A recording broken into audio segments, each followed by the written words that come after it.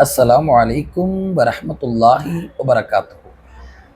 அல்லாஹ்வின் மீது உள்ள பயம் எப்படி இருக்கணும்னு சொன்னாக்கா, அல்லாஹ்வே சொல்லி காட்டுறான். அல்லதீன யுபல்லிகூன ரிசாலாத்தில்லாஹி வ யக்ஷௌனஹு வலா யக்ஷௌன அஹதன் இல்லல்லாஹ்.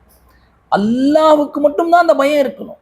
அல்லாஹ்வை தவிர்த்துட்டு அவர் எவ்வளோ பெரிய வல்லரசுடைய அதிபராக கூட இருக்கட்டும், டேஞ்சரான ஒரு அரசராக கூட இருக்கட்டும், அவருக்காக வேண்டி பயப்படக்கூடாது.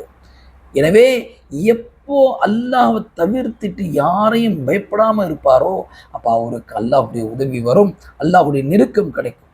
எப்பெல்லாம் அல்லாஹ் அல்லாத மனிதர்களுக்கு முன்னாடி நீ தலையை சாய்ப்பியோ, அல்லாஹ் அல்லாத மனிதர்களுக்கு முன்னாடி நீ பயப்படுவியோ, அப்போ அல்லாஹ் தன்னுடைய உதவியை விட்டு தூரமாக்கிடுவான்.